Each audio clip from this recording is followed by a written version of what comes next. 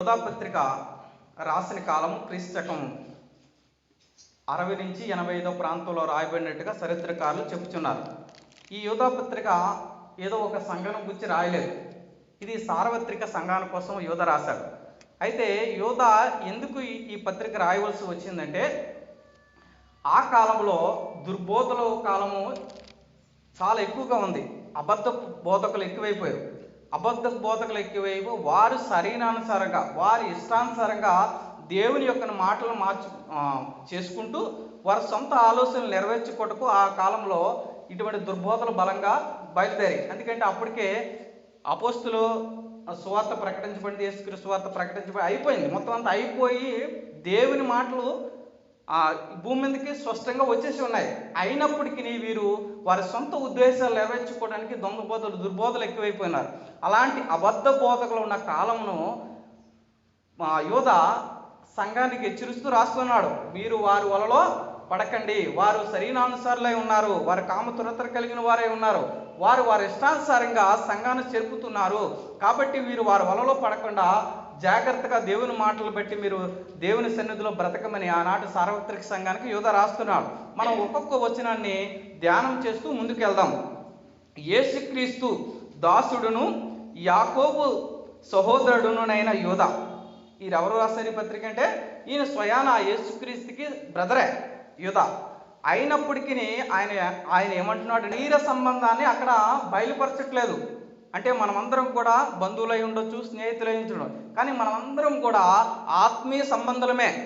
మనమందరం కూడా ఏంటి, ఆత్మీయ. ఇక్కడ ఎవరు కూడా శరీర సంబంధులుగా మనం ఉండకూడదు. మనలో మనకి బంధువులు అయినట్టు, చుట్టాలు అయ్యొచ్చుండు, మన రక్త సంబంధం ఏదైనా ఉన్నాయి, మన సంబంధం బయటే. కానీ దేవుని మందిరంలో మనమందరం కూడా ఒకే రక్తం చేత కడగబడి ఆత్మీయ సంబంధులమై ఉన్నాం. అందరము సహోదర భావం కలిగి దేవుని సన్నిధిలో మనం ఎదగడానికి వచ్చి ఉన్నాం. కాబట్టి ఆనాడు మరి ఆ యోధ కూడా యేసుక్రీస్తు వారిని నేను దాసుడునని చెప్పుకుంటున్నాడు. కానీ ప్రభువు తనకు సహోదరుడే అయినప్పటికీ ఆ శరీర సంబంధాన్ని ఆయన ఏం చేయలేదండి, అక్కడ ప్రకటించట్లేదు, రాయట్లేదు. ఎందుకంటే ఆత్మీయంగానే ఉండాలి. దేవుని సంఘం ఎప్పుడు కూడా శరీర సంబంధంగా ఉండకూడదు, ఆత్మీయ సంబంధంగానే ఉండాలని రాస్తూ యాకోబు సోదరుడైన యోధానని చెప్తూ అంటాడు, తండ్రి అయిన దేవుని యందు ప్రేమింపబడి యేసుక్రీస్తునందు భద్రము చేయబడి పిలవబడిన వారికి శుభమని చెప్పి రాయినది. ఏంటండి, తండ్రి అయిన దేవుని యందు ప్రేమింపబడి. మనమందరం కూడా మనము దేవుణ్ణి ప్రేమించి రాలేదు. ఏంటి, మనము దేవుణ్ణి ప్రేమించి రాలేదు, దేవుడే మనల్ని ప్రేమించాడు. గమనించాలి. మనమందరం కూడా దేవుణ్ణి ప్రేమించి వచ్చిన వారం కాదు, మనల్నే దేవుడు ప్రేమించాడు. దేవుడు ప్రేమించాడు కాబట్టి మనల్ని ఎన్నుకున్నాడు. దేవుని ప్రేమ చేత పట్టబడ్డాం కాబట్టి మన దేవుని సన్నిధికి వచ్చి ఉన్నాం. కాబట్టి దేవుడే మనల్ని ప్రేమించాడు. మనము తర్వాత దేవుణ్ణి ప్రేమించవచ్చేమో కానీ ముందు మనము దేవుణ్ణి ప్రేమించిన వారము కాదు. దేవుడే మనల్ని ప్రేమించాడు. దేవుడే మనల్ని ప్రేమించి ఆయన చిత్తములో మనల్ని భద్రపరిచాడు. ఆయన చిత్తంలో మనల్ని ఏర్పరచుకున్నాడు. కాబట్టి తండ్రి అయిన దేవుని యందు ప్రేమింపబడి యేసుక్రీస్తుని యందు భద్రము చేయబడి మనమందరం ప్రొటెక్షన్లో ఉన్నాం. ఎవరు ప్రొటెక్షన్లో? యేసు మీద దేనికి అధికారం లేదు. మన ఆత్మ దేవుని యేసుక్రీస్తు యొక్క భద్రము చేయబడి ఉంది. అందుకే మనలో అనేక శోధనలు, అనేక ఇబ్బందులు, అనేక ఇరుకులు, అనేక వేదనలు కలిగినప్పటికీ మనము సైతాను మనల్ని ఏమీ చేయలేడు. ఎందుకంటే మనము క్రీస్తు యేసునందు భద్రము చేయబడి ఉన్నాం. మన ఆత్మ ఆయనది. కాబట్టి మనకి ఎన్ని కష్టాలు వచ్చినా శారీరక సంబంధమైన కష్టాలు కలుగుతాయి తప్ప ఆత్మీయ మనల్ని ఎవరో ఏమీ చేయలేరు. ఎందుకంటే మనము క్రీస్తు యేసునందు భద్రము చేయబడి ఉన్నాం, ప్రొటెక్షన్ చేయబడి ఉన్నాం. కాబట్టి ఎవడైనా బయట నుంచే మనల్ని గందరగోళం సృష్టించవచ్చు. కాబట్టి మన లోపలికి వాడు వచ్చి ఏమీ చేయలేడు. కాబట్టి మనం క్రీస్తు యేసునందు భద్రము చేయబడి ఉన్నాము కనుక అంటాడు, భద్రము చేయబడి పిలవబడిన వారికి. మనమందరం కూడా పిలవబడ్డాం. లోకంలో ఉన్నప్పుడు, చీకటిలో ఉన్నప్పుడు, పాపంలో ఉన్నప్పుడు, ఈ లోక పరిస్థితుల్లో మనం ఉన్నప్పుడు ఎవరి చేత పిలవబడ్డాం? ప్రభువే మనల్ని పిలిచాడు. ఎవరు పిలిచారండి? ప్రభువే మనల్ని పిలుచుకున్నాడు. కాబట్టి ఈ ప్రభు పిలుపుని బట్టి మన దేవుని సన్నిధికి వచ్చాం. అనేక మంది లోకంలో ఉండగా ఇంకా వారు సరైన ఆ పిలుపుని గ్రహించలేని వారుగా ఉన్నారు. కాబట్టి మనల్ని దేవుడు పిలుచుకున్నాడు కాబట్టి మనం వచ్చి ఉన్నాం. ఆయన పిలుపు మేరకు మనం వచ్చి ఉన్నాం. ఆయన ప్రేమించాడు కనుక వచ్చి ఉన్నాం. ఆయన భద్రం చేయబడి ఉన్నాం కాబట్టి దేవుని సన్నిధిలో సురక్షితంగా క్షేమంగా మనం ఉన్నాం. అలాంటి సంఘానికి ఏమంటున్నాడండి? శుభమని చెప్పి రాయినది అంటూ అన్నాడు, మీకు కనికరమును సమాధానమును ప్రేమయు విస్తరించునుగాక. ఏంటండి? ఏంటంటే విస్తరిస్తున్నాయి ఏంటంటే కనికరమును సమాధానమును ప్రేమయు విస్తరించునుగాక. కనికరం అంటే దేవునికి విరుద్ధంగా పాపం చేసినప్పుడు మనకు రావాల్సిన శిక్షను ఆయన ఆపివేయడమే కనికరం. మనమందరము కనికరించబడ్డాం. నిజానికి మనమందరం పాపులం. మనమందరం పాపం చేసి ఉన్నాం. అయితే దేవుడే తన మర్సి కృప చేత, ఆ కనికరమ చేత మనకు రావలసిన శిక్షను, మనం భరించవలసిన శిక్షను, మనం పొందుకోవలసిన ఆ తీర్పును ఆయన మన కోసం ఏం చేశాడండి? పొంది ఉండి ఆ కనికరాన్ని మనకి ఇచ్చి ఉన్నాడు. కాబట్టి మనం ఆ శిక్షలోకి వెళ్ళకుండా, ఆ పతప్పదులో మనం ఆ తీర్పులోకి మనకు వెళ్ళకుండా, ఆ జడ్జిమెంట్లోకి వెళ్ళకుండా ఆయన ఏం చేశాడు? మనకి కనికరించాడు. ఆ కనికరం ఉన్నది కాబట్టి దేవుని కనికరం చేత మనం ఏం చేసామంటామండి? పట్టబడ్డాం. అయితే అర్హతను బట్టి కాదు. ఆయన ఎందుకు కనికరించాడు? మళ్ళీ మనకేదో డబ్బులు ఉన్నాయని, పేరు ప్రఖ్యాతులు ఉన్నాయని, అందసందాలు ఉన్నాయని, ఈ లోపల గొప్పవారమని, ఉద్యోగస్తులని, వ్యాపారస్తులని కాదు. ఆయన దయని బట్టి మనలో క్షమించాడు. ఆయన దయతో మనం క్షమించబడ్డాం. ఆయన దయలో మనం కనికరించబడ్డాం. కాబట్టే మనం అందరం కూడా దేవుని సన్నిధికి వచ్చి ఉన్నాము. ఆ కనికరాన్ని మనం తృణీకరించకూడదు. ఆ కనికరాన్ని మనం సులకన చేయకూడదు. ఆ కనికరాన్ని మనం వేలం చేసుకోకూడదు. ఎందుకంటే దేవుడు కనికరిస్తాడు కదా, మన పాపములు చేసుకుంటాం కదా అని ఇష్టానుసారంగా, శరీరానుసారంగా జీవిస్తే ఎలాంటి శిక్ష ఉంటుందో కింద దేవుడు మాట్లాడుతూ వస్తూ ఉంటాడు. కాబట్టి దేవుడి కనికరాన్ని మనము ఏలన చేసుకోకూడదు. ఆయన కనికరించాడు కదా, తప్పుదించేస్తాడు కదా, తప్పుదలు చేసుకుంటూ మనం పోయితే లోకంలో చివరికి పడిపోయి దేవునికి దూరం అయ్యే పరిస్థితులు చూస్తూ ఉంటాం. ఆ కింద అన్ని ఒక్కొక్క ఉదాహరణ ఇస్తూ వస్తూ ఉంటాడు. కాబట్టి దేవుని కనికరాన్ని, ఆ మెర్సీని, మా కృపని మనం ఏం చేయాలండి? భద్రంగా దాచుకోవాలి. దేవుని సన్నిధిలో మనం భద్రంగా ఎదగాలి. ఆ కనికరాన్ని మనం విడిచిపెట్టకూడదు. అంటాడు, ఇంకా ఏమంటాడు? కనికరంతో పాటు ఏంటి? సమాధానము. ఈ సమాధానం ఈ సమాధానము అంటే ఈ మనకి కుటుంబంలో గొడవలు ఈ సమాధానం కాదు. దేవునితో మనకున్న సంబంధం, దేవునితో మనం అంటగట్టుపడ్డాడు, దేవుళ్ళో మనం ఎదిగినప్పుడు దేవునిచ్చే సమాధానం మనకి నిత్యము ఉంటుంది. మనకేంటంటే నిత్యము ఉంటుంది. అలాంటి పీస్ ఆఫ్ మైండ్ మనకు కావాలి. అలాంటి దేవునితో సంబంధం కలిగి మనం జీవించాలి. అలాంటి దేవునితో మన సంబంధం కలిగిన ఆ సమాధానము మనకి తృప్తినిస్తుంది. అంటే మనకి బయట ఎన్ని కష్టాలున్నా, ఎన్ని బాధలు వచ్చినా, ఎన్ని ఇబ్బందులు వచ్చినా దేవునితో మనం సమాధానం కలిగితే ఏమీ కావు. మనం నిశ్చింతగా, నిర్మలంగా, ఎలాంటి పరిస్థితి మన ముందు, ఎలాంటి కష్టం మన ముందు ఉన్నప్పటికీ మనం ఏంటంటే అటు కానీ ఇటు కానీ తొలగిపోకుండా ఉండగలుగుతాం. ఎవరితో మనం సమాధానం కలిగి ఉండాలంటే దేవునితో సమాధానం కలిగి ఉండాలి. దేవుని వాక్యాన్ని మనం నేర్చుకుంటూ దేవుని సన్నిధిలో మనం ఎదిగినప్పుడు ఈ కష్టాలు మనకు పెద్ద కష్టాలుగా కనిపించు, ఈ బాధలు మనకు పెద్ద బాధలుగా కనిపించు. ఈ లోకంలో ఉన్నది ఏది కూడా మళ్ళీ ఏమీ చేయలేదు. దేవునితో మనం ఎప్పుడైతే సమాధానాన్ని కోల్పోతామో, దేవునితో ఎప్పుడైతే మన సంబంధాన్ని తెగిపోతామో, అప్పుడు మనకి ఎన్ని ఆస్తులున్నా, ఎన్ని అంతస్తులున్నా, ఎన్ని మేడ మిద్దులున్నా, ఎంత డబ్బులు సంపాదించినా నీకు పీస్ ఆఫ్ మైండ్ ఉండదు. కాబట్టి కుటుంబంలో అశాంతి వేలుబడి చేస్తూ ఉంటుంది, సమాధానం ఉండదు. కాబట్టి మనం దేవునితో ఎప్పుడైతే సమాధానం కలిగి జీవిస్తామో, ఎప్పుడైతే దేవునితో మన సంబంధం కలిగి జీవిస్తామో, మనకి బయట కష్టాలు పెద్ద కష్టాలుగా అనిపించవు. మనకు బయట ఎంతున్నా దేవునితో సమాధానం కలిగి లేకపోతే ఆ పీస్ ఆఫ్ మైండ్ మనం తీసుకోలేము. అంటాడు ఇంకా, సమాధానమును ప్రేమయు. ఇది మామూలు ప్రేమ కాదు, అగాపే ప్రేమ. అంటే షరతులు లేని ప్రేమ. దేవుడు మనల్ని ప్రేమించడానికి మనకేమైనా అర్హత ఉందండి? మనకి ఏ అర్హత లేదు, ఏ యోగ్యత లేదు. అయినప్పటికీ దేవుడు మనల్ని అగాపే ప్రేమతో ప్రేమించాడు, షరతులు లేని ప్రేమతో ప్రేమించాడు. ఆ ప్రేమ, కనికరము, సమాధానం ఎలా ఉండాలంటే విస్తరించునుగాక. అంటే ఒకేసారి వచ్చిపోయేది కాదు. అది నిరంతరం అలా వెళుతూ ఉండాలి, మల్టిప్లై అవుతూ ఉండాలి, రోజు రోజుకు పెరుగుతూ ఉండాలి. అలాంటి కనికరము, అలాంటి సమాధానం, అలాంటి ప్రేమ మీకు విస్తరించునుగాక అనే సంఘానికి చెప్తున్నాడు. కాబట్టి మనకు దేవుడు ఒకసారి నేను ఆశీర్వదించాను అయిపోయింది కాదు. మనకి ఎప్పుడూ ఆయన కనికరం ఉండాలి, ఆయన ప్రేమ ఉండాలి, ఆయన సమాధానం ఉండాలి. అది ఎప్పుడు నిరంతరం ఎలా ఉండాలంట? విస్తరించుతూ ఉండాలి, అలా వెళుతూ ఉండాలి. అంటే విస్తరించడం అంటే వైల్డ్ అవుతూ ఉండాలి. అంటే ఎంత ఉందనుకోండి, అలా అలా అలా అలా అలా ఏం చేయాలండి? పరుగుతూ ఉండాలి. అంటే దేవుళ్ళు మనం ఎదుగుతున్నప్పుడు ఆ ప్రేమ అనేది అక్కడే ఉండిపోకూడదు, ఆ కనికరం అక్కడే ఉండకూడదు, ఆ సమాధానం అక్కడే ఉండకూడదు. అదేం చేయాలండి? విస్తరించాలి, మల్టిప్లై అవుతూ ఉండాలి, ఎడిషన్ అవుతూ ఉండాలి, రోజు రోజుకు అదేం చేయాలి? పెరుగుతూ ఉండాలని దేవుడు ఆశిస్తున్నాడు.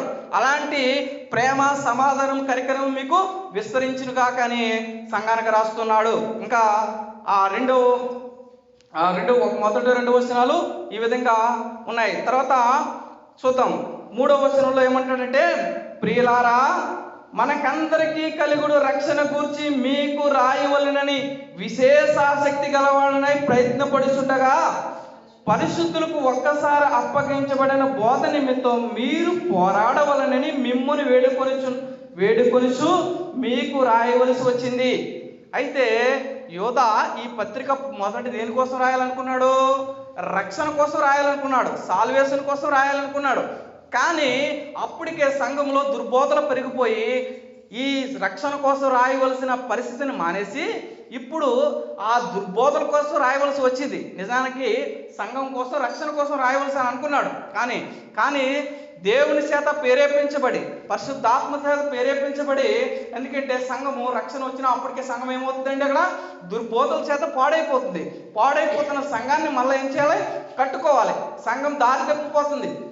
కాబట్టి దారి తిప్పుతున్న సంఘాన్ని సరైన మార్గంలో నడవడానికి మళ్ళా పరిశుద్ధాత్మ చేత ప్రేరేపింపబడి ఏం చేశాడంటే, విశేషాక్తి ప్రయత్నపడుచుండగా పరిశుద్ధులు ఒక్కసారి అప్పగించిన బోధ నిమిత్తం మీరు పోరాడవాలండి.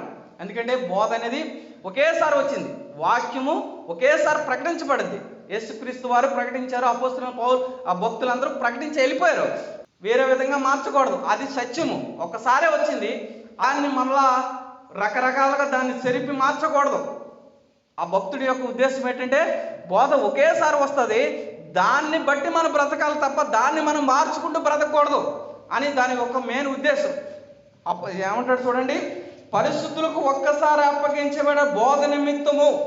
అంటే ఒకేసారి వచ్చింది వాక్యం, ఆ ఒక్కసారి వచ్చిన వాక్యం నిమిత్తమే మనం ఉండాలి తప్ప ఆ వాక్యాన్ని మార్చకూడదు. దాని బోధ నిమిత్తం మీరేం చేయాలండి? పోరాడవలనని. ఎందుకంటే మనం పోరాడాలి. ఎవరితో పోరాడాలి? ఎవరైతే వాక్యాన్ని కలిపి సరిపుతున్నారో అలాంటి వారితో మనం ఏం చేయాలండి? పోరాడవలనని మిమ్ముని వేడుకొనుచు మీకు రాయవలసి వచ్చింది. ఎందుకంటే ఈరోజు ఆనాటి కాలంలో ఎలాంటి దుర్బోధలు ఉన్నాయి, ఈనాటి కాలంలో అలాంటి దుర్బోధలు కాలం ఉన్నారు. ఎవరు అనుకూలంగా వారు వాక్యాన్ని మార్చుకుంటూ, ఎవరికి అనుకూలంగా వాక్యాన్ని చేర్చుకుంటూ సంఘాన్ని ఏం చేస్తున్నారండి? భ్రష్టు పట్టిస్తున్నారు. కాబట్టి వారు ఏదైనా తప్పుదం ఉన్నప్పుడు, ఆ తప్పుదం వారి పట్ల జరిగినప్పుడు అదే కరెక్ట్ అని సంఘానికి బోధిస్తున్నారు. వారు ఏదైనా తప్పుదం చేసినప్పుడు ఆ తప్పుదాన్ని కప్పిపుచ్చుకోవడానికి ఇదే కరెక్టు, ఇదే వాక్యం అని చెప్పేసి మార్చేస్తున్నారు. వారికి అనుకూలంగా మార్చేసుకుంటున్నారు వాక్యాన్ని. కాబట్టి అలాంటి దుర్బోధలతో మనం ఏం చేయాలండి? పోరాడాలి. పోరాటం అంటే ఫైట్ చేయడం కాదు, కత్తులతో కాదు, ఆత్మీయ సంబంధమైన పోరాటం ఉండాలి. ఆడు వాక్యాన్ని చెప్తుంటే అది కరెక్ట్ కాదని మనం గ్రహించగలిగే శక్తిని మనం దేవుని ద్వారా తెలుసుకొని ఉండాలి. కాబట్టి చాలామంది చూడండి, వాళ్ళకి ఏదో అనుకూల పరిస్థితులు, అననుకూల పరిస్థితుల వల్ల కొన్ని జరుగుతూ ఉంటాయి. కానీ వారు అదే కరెక్ట్ అని మనకి బోధన చేస్తున్నారు. సమాజంలో సేవకులైన వారు, స్వార్థికులు, రకరకాల పరిస్థితులు వారందరూ ఎందుకు చేయవలసి వస్తుందంటే, వారిని ఏం చేయాలి? ప్రజలు ఏం చేయకూడదండి? తప్పు పెట్టకూడదు, మీరు చేసిందే కరెక్ట్ అని చెప్పాలి. అలా చెప్పడం కోసం వారి వాక్యాన్ని ఏం చేస్తున్నారు? వారికి అనుకూలంగా మార్చేసుకుంటున్నారు. కాబట్టి వాక్యం ఒకసారి ప్రకటించబడింది, ఒకసారి వచ్చిందా దాన్ని మనం ఎప్పుడు కూడా ఏం చేయకూడదు? మార్చకూడదు. వాక్యంలో ఏముంది, వాక్యం ఏమి చెప్తుందో చూడాలి తప్ప వాక్యాన్ని మనం మార్చేసి ఉండకూడదని వాక్యం చదివిస్తుంది. అలాంటి వారితో మిమ్మల్ని వేడుకొనుచున్నా, అలాంటి వారితో మీరు పోరాడాలి. ఎలయనగా కొందరు రహస్యంగా చొరబడి ఉన్నారు. ఈ అబద్ధ బోధకులు ఏంటంటే రహస్యంగా స్వరపడినాడు, గూఢాసారంగా వస్తారు, వారి సంఘాల్లోనే ఉంటారు, సంఘ పరిచర్యలో పాల్గొంటారు, సంఘాలు అన్నీ చేస్తుంటారు. కానీ వారంతా సీక్రెట్గా ఆ మిషన్, వాళ్ళు చేసే పనిని, మిషన్ని పాడు చేస్తూ ఉంటారు. వారు చేయవలసిన కార్యాలను చేసుకుంటారు. నాకు ఈ వాక్యం చదువుతున్నప్పుడు ఆమెకు అనుకూలంగా చెప్పిన కొత్త విశ్వాసులు వస్తారు, వాళ్ళకి ఏమీ తెలియదు పాపం. మనం ఏం చెప్తే వాళ్ళు అదే చేస్తూ ఉంటారు. ఈమె బాగా సీనియర్ విశ్వాసే. ఈ వచ్చిన వాళ్ళందరినీ అంటే ఆమె ఏదో తప్పు చేసేది, ఈ రోజు మా వెళ్ళినప్పుడంతా ఇదే చెప్తూ ఉంటారు. వీళ్ళు అది చెప్పడం, ఆమె ఇది చెప్పడం. ఈ ఎందుకంటే వాళ్ళు భక్తి పరులుగా ఉంటారు. ఆమె ఫస్ట్ ప్రార్థన చేసేస్తుంది, ఫస్ట్ పాటలు పాడేస్తూ ఉంటుంది, అన్నీ చేసేస్తూ ఉంటుంది. కానీ సంఘాన్ని అని చెప్పాను పాస్టర్ గారు, అయ్యగారు ఆమె సంఘాన్ని అంతా పాడు చేస్తుందని చాలాసార్లు హెచ్చరించాను నేను. ఎందుకంటే రహస్యంగా గూఢాచార్యం చేస్తూ, మన మధ్యలో ఉంటూ, వాక్యాలు చదువుతూ, వాక్యం బోధిస్తూ, వాక్యాలు పాటలు పాడుతూ అన్ని పరిస్థితులు చేస్తూ ఉంటారు. సంఘాన్ని ఏం చేస్తూ ఉంటారండి? దుర్బోధమై నడిపిస్తూ ఉంటారు. ఆమె రకరకాల పరిస్థితులు చేసేసింది, అన్ని పరిస్థితి చివరికి సంఘాన్ని సర్వనాశనం చేసింది. ఆమె వల్ల వచ్చిన అనేక మంది అన్యజనులు మళ్ళీ తిరిగి లోపలికి పోయారు. ఎందుకంటే ఆమె ఎప్పుడో మనకంటే ముందు క్రైస్తవురాలు, ఆమెకు అన్నీ తెలుసు కదా, ఆమె చేస్తుంది, మనం ఎందుకు చేయకూడదు? ఏం చేస్తుంది? అక్కడ రహస్యంగా సంఘాన్ని ఏం చేస్తుంది? తప్పుతో పెట్టేస్తుంది. తన ఇద్దరు కుమార్తెలకి అన్ని వివాహం చేసింది. మిగతా వాళ్ళందరూ ఏమి చేశారు? ఆమె చేసుకుంది, మాకేమో అలా అన్ని వివాహాలు చేసుకున్నారు. చూసారండి, అలాంటి అబద్ధ బోధకులు ఉంటారు. అంటే అది రైట్ అని వాళ్ళని భ్రమపరిచేసింది. చివరికి వాళ్ళందరూ సంఘాన్ని విడిచిపెట్టి లోకంలో కలిసిపోయారు. అక్కడికి వెళ్ళి అప్పుడు ఇక్కడ అక్కడికి వెళ్ళడం ఎందుకని మానేశారు మొత్తం. కాబట్టి మనము ఇలాంటి వారిని జాగ్రత్తగా గమనిస్తూ ఉండాలి. జాగ్రత్తగా అంటే వాళ్ళు ఎలా ప్రవేశిస్తారంట? రహస్యంగా ప్రవేశిస్తారు, తెలియదు మనకి. వారు ఎలాగొస్తారో తెలియదు, సంఘంలోకి వారు ఎలా ఉంటారో మనకు తెలియదు. మనతో పాటు కలిసి మిళితమై ఉంటారు. కాబట్టి వారి క్రియలను మనం గుర్తించకపోతే, వారి క్రియలను మనం ఎరగకపోతే సంఘం ఏమవుతుందండి? దుర్బోధలో పడి పాడవుతుంది. కాబట్టి వారు రహస్యంగా వస్తారు. అలాంటి వారిని మీరు గమనించండి, గుర్తించండి. వారి ఉద్దేశం ఏంటి, వారు ఏం చేస్తున్నారు అన్నది మనం వారు రహస్యంగా, వారు అందరితో కలిసి ఉంటారు, కలిసే పనులు చేస్తారు, కలిసి ఆరాధన చేస్తారు, కలిసే ఉంటారు. కానీ సంఘము పాడవుతుంది. ఎందుకు వారు అలా చేస్తారంటే వారి ఇష్టాన్ని వారు నెరవేర్చుకోవడానికి, వారి ఇష్టాన్ని వారు నెరవేర్చుకోవడం కోసం అలా చేస్తూ సంఘాన్ని ఏం చేస్తారండి? తప్పుదారి పెట్టిస్తారు. ఇప్పుడు అక్కడ సంఘం పరిస్థితి ఏమైంది? ఆనాడే ఆమెను హెచ్చించి గద్దించి ఉండి సరిచేసి ఉంటే ఈనాడు అక్కడ 30-40-50 మంది సంఘం ఉండేది. ఈరోజు ఒకరి ఇద్దరికి అయిపోయింది. 30-40 మంది వచ్చేవారు. అందరూ రోజుకు గొడవ పెట్టేసి రకరకాల పుకార్లు పుట్టించి మొత్తం సర్వనాశనం చేసింది. కాబట్టి మనం ఎప్పుడు కూడా సంఘంలో అలాంటి వారు ఉన్నప్పుడు చాలా జాగ్రత్తగా గమనించాలి. కొత్త వారికి తెలియదు, పాపం వాళ్ళకి ఏమీ తెలియదు, మనం ఏం చెప్తే అదే అంటారు. వాళ్ళు మార్చేసే పరిస్థితులు ఉంటాయి. ఈమెని బలపరుచుకోవడం కోసం వీళ్ళు మార్చేసింది. రకరకాల అన్ని కార్యక్రమాలు సమాజంలో సంఘంలోకి తీసుకొచ్చి మొత్తం సరిపాడితి పిడితి మొత్తం అందరినీ నాశనం చేసి పడేసింది. కాబట్టి సంఘంలో ఇలాంటి అబద్ధ బోధకులు, అబద్ధ విశ్వాసులు ఉంటారు. కాబట్టి మీరు రహస్యంగా వారు వస్తారు, వారిని మీరు గుర్తించలేరు. కాబట్టి వారిని మీరు గమనించండి అని చెప్తూ అంటాడు. చూడండి, ఎలాగైనా కొందరు రహస్యంగా సొరబడి ఉన్నారు. వారి భక్తిహీనులై మన దేవుని కృపను కామతురత్వమునకు దుర్వినియోగపరచు. ఏం చేస్తారండి? వారి భక్తిహీనులై వ్యభిచారం చేసిన తప్పు లేదంటూ ఉంటారు. ఎందుకంటే శరీరానికి సంబంధించి శరీరం ఇక్కడ పోతుంది, ఆత్మ దేవుని దగ్గర పోతుంది. కాబట్టి ఇలాంటి పెద్ద తప్పు కాదని సంఘాన్ని భ్రమపరుస్తూ ఉంటారు. సంఘాన్ని భ్రమపరిచి తప్పు దోవలో పడుతారు. ఒకసారి అలాంటి ఇచ్చలకు వారు లోపడినప్పుడు, వారి ఆత్మీయ జీవితం పడిపోయినప్పుడు మరలా తిరిగి అక్కడి నుంచి రాలేక లోకంలో కలిసిపోయి దేవునికి దూరం అవుతున్నారు. కాబట్టి అలాంటి వారి పట్ల మనం జాగ్రత్తగా ఉండండి అని చెప్తూ అంటాడు. దేవుని కృపను వారు దేనికి కొడుతున్నారండి? దేనికి కొడుతున్నారు? వారు కామతురత కొడుతున్నారు. అంటే దేవుడు మనల్ని రక్షించాడు ఆ కృప చేత.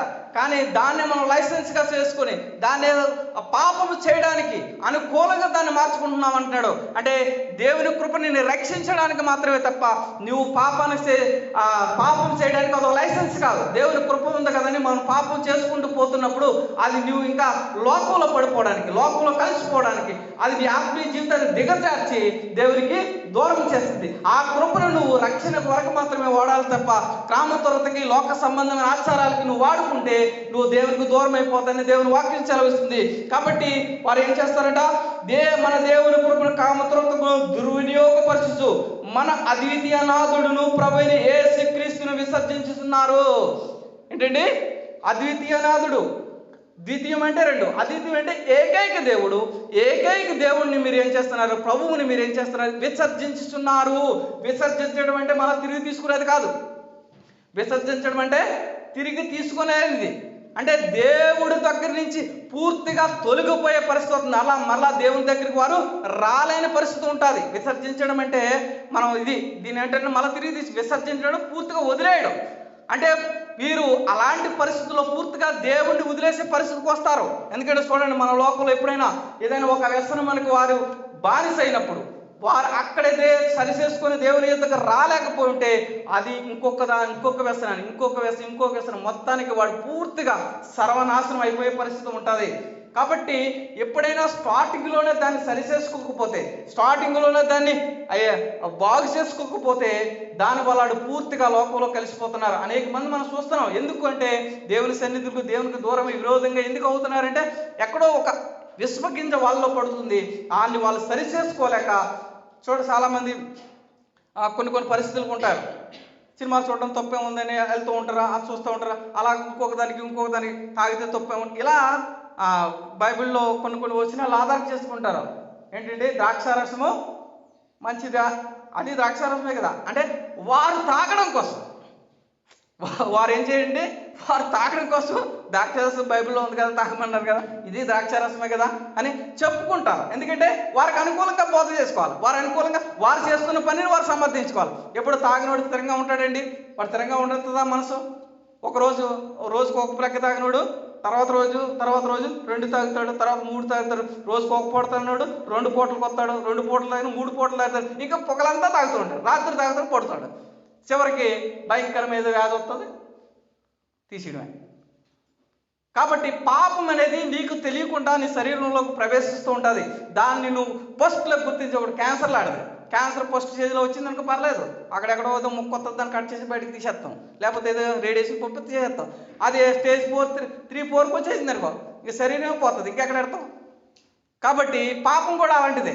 కాబట్టి మన జీవితాల్లోకి పాపం మనకు తెలియక రహస్యంగా స్వరపడుతూ ఉంటుంది, రహస్యంగా వస్తూ ఉంటుంది. మనకు అనుకూలంగా మనం దాన్ని మార్చుకుంటాం. మనకు కూడా వాక్యాలు చూపిస్తాం. ఈ దుర్బోధలు రావడానికి కారణం ఏంటంటే వాక్యాన్ని వారికి అనుకూలంగా మార్చేసుకుంటారు. అనేకమైన సిద్ధాంతాలు, అనేకమైన ఇవన్నీ ఎందుకు వస్తున్నాయంటే వాక్యాన్ని వారికి అనుకూలంగా మార్చుకుంటున్నారు. వారికి అనుకూలంగా మార్చుకుని కొన్ని వచనాలు తీసుకుంటారు అనుకూలంగా. అది ఏ సందర్భంలో రాయబడింది, ఎందుకు రాయబడింది, ఎవరు రాశారు, ఎందుకు వరకు రాశారో తెలియకుండా ఆ వాక్యాన్ని మాత్రమే తీసుకుంటారు. ఓ ముక్కనే, ఆ పైదు ఉండదు, ఈ కిందతో ఉండదు, ఈ ముక్కను మధ్యలో తీసుకుంటారు, దీన్ని పెట్టుకునే అలాడుతూ ఉంటారు.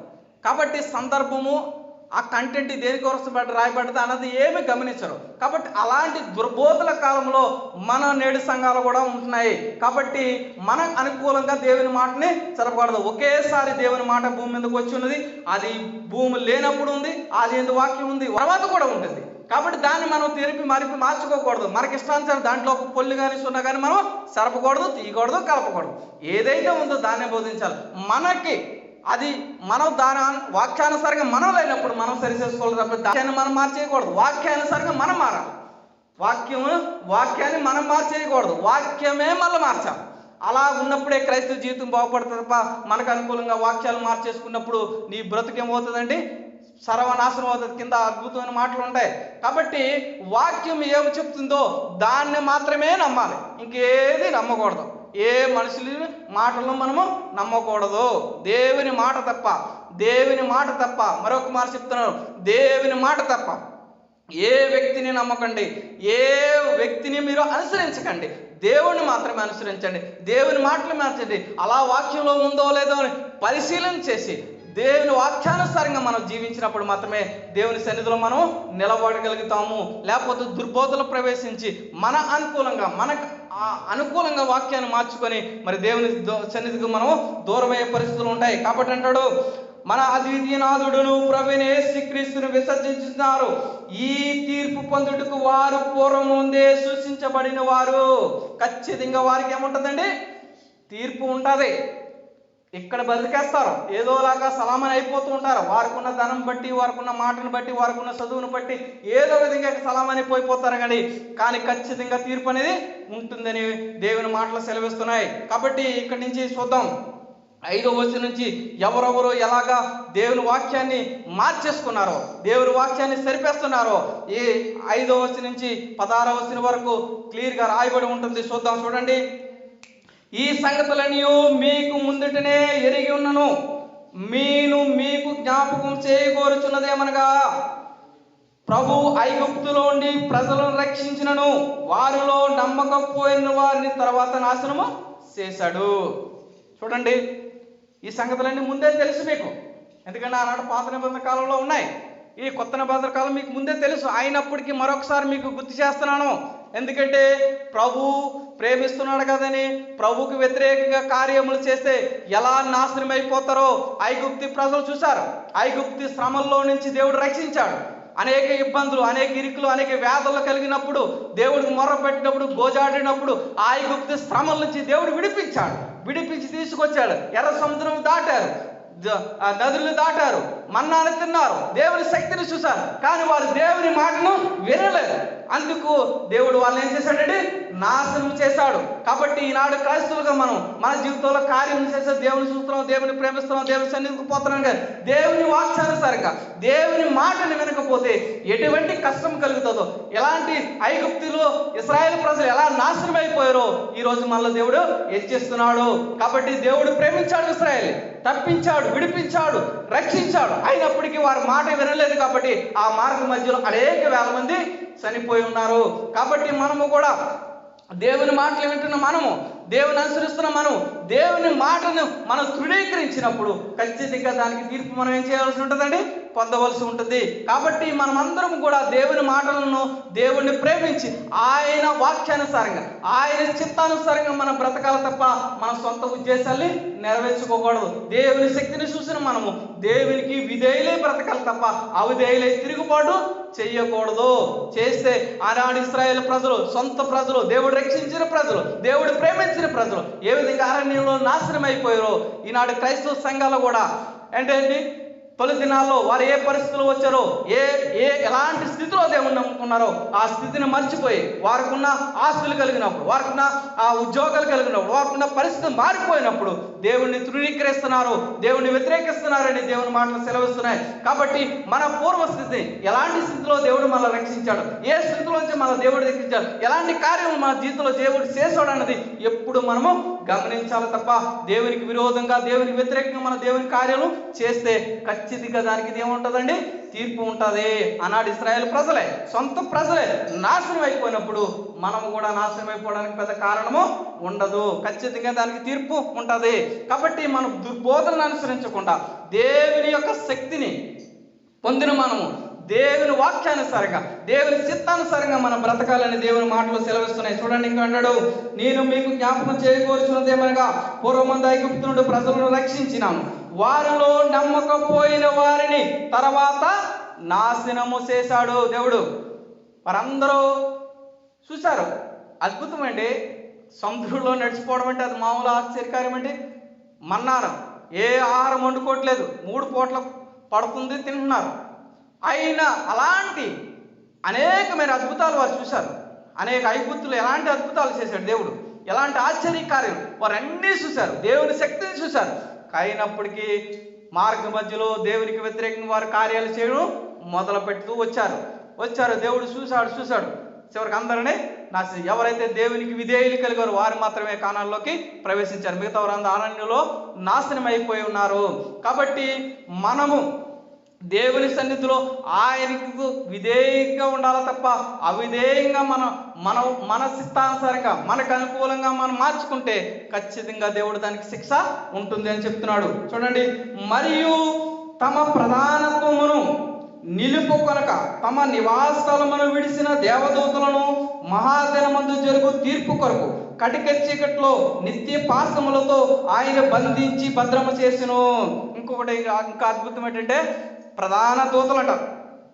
ప్రధానత్వమును అంటే ఆ దేవునితో సమానంగా దేవుని సన్నిధిలో ఉండే దేవదూతలు అయిపోయారండి. చూడండి, వారు మరియు తమ ప్రధానత్వమును నిలుపుకొనక తమ నివాసస్థలమును విడిసిన దేవదూతలు ఏం చేశారండి? దేవుడు ఎంత ధన్యత ఇచ్చాడండి దేవదూతలకి. ఆయనతో ఉండే భాగ్యం, ఆయనతో ఆరాధించి, ఆయనతో స్తుతించే భాగ్యం. అలాంటి ప్రధానత్వాన్ని ఇచ్చాడు దేవుడు, సమానత్వాన్ని ఇచ్చాడు. ఎంతో సంతోషంగా దేవుని ఆరాధిస్తున్నారు. అయినప్పటికీ వరకు ఒక దుర్బోధి కలిగింది. అంటే దేవుడు ఒక ప్రధానత్వాన్ని, ఒక బలిని అప్పగించినప్పుడు దాన్ని వారు ఏం చేశారండి? ఇంకా దేవుని కంటే ఎక్కువైపోవాలనుకున్నారు. ఏంటండి? దేవుడిచ్చిన దాన్ని దేవుని కంటే ఎక్కువైపోవాలని అనుకునే ఆ లూసిఫర్ అనే దేవదూతతో కలిసి వీరందరూ ఒక సమూహంగా ఏర్పడ్డారు. దేవుడికి కోపం వచ్చి వారందరినీ తోసివేస్తే కింద పడి ఉన్నారు. అలాంటి దేవునితో సహవాసం చేసిన దేవదూతలు సైతం పడిపోతున్నారు. మీరు కూడా పడిపోతారని దేవుడి వాక్యం సెలవిస్తుంది. ఇప్పుడు స్వయాన దేవదూతలే దేవుడితో కలిసి బ్రతుకుతున్నారు, దేవుని ఆరాధిస్తున్నారు, సూచిస్తున్నారు, గాన ప్రతిగానాలు చేస్తున్నారు. దేవదూతలకే అలాంటి ఒక నమ్మకమైన పని అప్పచెప్పినప్పుడు, ప్రధానత్వం వారికి ఇచ్చినప్పుడు దాన్ని వారు ఏం చేయలేదండి? నిలుపుకోక దేవునితో సమానం కావాలి, మమ్మల్ని వేరొకరు స్తుతించాలి, మమ్మల్ని వేరొకరు పాడాలని ఒక దురాశ కలిగినప్పుడు దేవుడు వాళ్ళు ఏం చేశాడంటారు? ప్రధానతను నిలుపుకొనక తమ నివాసాలమును విడిసిన దేవదూతలను మహాదినము జరుగు తీర్పు కొరకు కటిక చీకట్లో నిత్యపాసములని బంధించి భద్రం చేశాడు. ఒకరోజు ధవల సింహాసనం ఎదుట అంతిమ తీర్పు జరుగుడు కొరకు అప్పుడు వరకు వీళ్ళందరూ కటిక చీకట్లో భద్రం చేయబడి ఉన్నారు. వీరందరూ పడదోయబడిన దేవదూతలు. కాబట్టి అలాంటి దేవునితో ఉన్నవారు దేవుడిని ఏం చేశారండి? వాళ్ళు దేవుని కంటే ఎక్కువ చేసుకున్నారు. ఈనాడు క్రైస్తవ బోధలు, క్రైస్తవ సంఘాలు, క్రైస్తవ సేవకులు క్రైస్తుని విడిచిపెట్టి, క్రైస్తుని మరుగుపరిచి వీరే దేవుళ్ళుగా, మేమే దేవుడు, మేమే స్వస్థపరుస్తున్నాం, మేమే ఆశ్చర్య కార్యం చేస్తున్నాం, మేమే మిమ్మల్ని దీవిస్తున్నాం అని చెప్పుకుంటూ అనేక సంఘాలు స్థాపిస్తున్నారు. వారు ఒకరోజు నాశనం కొరకు వేస్తున్నారు. ఎందుకంటే దేవదూతలు సైతం పడిపోతున్నారు. మాత్రం మనమంతా ఖచ్చితంగా మన జీవితంలో మనం ఏది జరిగినా దేవుని మహిమపరచాలి తప్ప మనుషులని మహిమపరచకూడదు. మనుషులు మహిమపరిస్తే ఖచ్చితంగా దేవుని కోపం వస్తుంది, పడిపోతారు. దీంట్లో ఏ సందేహం లేదు, ఏ డౌట్ లేదు. కాబట్టి ఏ సేవకుడైనా, ఏ పరిచారకుడైనా, ఏ విశ్వాసైనా మనం దేవుని పరిచర్యలో ఉండాలి తప్ప దేవుని కన్నా మనం ఏది ఎక్కువ చేసుకోకూడదు. ఈనాడు క్రైస్తవ సంఘాలు పడిపోవడానికి ప్రధాన కారణం ఇదే. వారే ఒక సామ్రాజ్యాన్ని స్థాపించుకొని దేవుని పక్కన పెట్టి వీరే ఎలుగుతున్నారు, వీరే మహిమపరచబడుతున్నారు, వీరే ప్రకటించబడుతున్నారు, వీరినే చూపించుకుంటున్నారు. కాబట్టి దేవుని శ్వాసలు అనేక మంది లోకంలో పడిపోతున్నారు. కాబట్టి మనము ప్రధానతో దూతలే, దేవునితో ఉన్న దూతలే పడిపోయినప్పుడు నేను ఎంత? కాబట్టి మానవ మాతృగా మనం దేవుని పరిచర్యలో ఏది జరిగినా దేవుని చిత్తమే, దేవుడే చేశాడు తప్ప మనుషులకి ఏ ఘనత రాకూడదు. వచ్చిందంటే నాశనమే, ఇంకా అయిపోయినట్టే పని. మనిషి గర్వించాడంటే పడిపోతాడు అంతే. ఇంకా ఒకటి నో డౌట్, ఇందులో ఎటువంటి ఎవరికి ఏ భేదం లేదు. గర్వించి ఈ పరిచర్య అంతా నేనే చేశాను, ఈ పరిచర్య అంతా నేనే కట్టాను, ఇదంతా నాదే అని ఎవడైతే ప్రకటించుకుంటాడో ఖచ్చితంగా ఏదో రోజు పడిపోతాడు. నో డౌట్, అందులో ఎటువంటి సందేహం లేదు. ప్రపంచ అనే శాంతితో తక్కువ పాలెట్ జోకర్ అయిపోయాడంటే మనమెంత.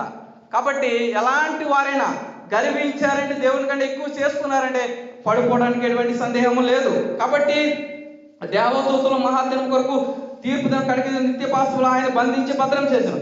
ఆ ప్రకారంగానే ఇంకా చెప్తున్నాడు, అలాంటి ఉదాహరణలు ఇంకా చెప్తున్నాడు. అంటే ఏమంటాడంటే, సొదొమ గొమొర్రాలను వాటి చుట్టుపట్ల పట్టణములను వీరి వలె వ్యభిచారం చేసు పరశరీరాలు సారులై ఉన్నందున నిత్య అగ్నిదండమును అనిపించి దృష్టాంతముగా ఉంచబడిను.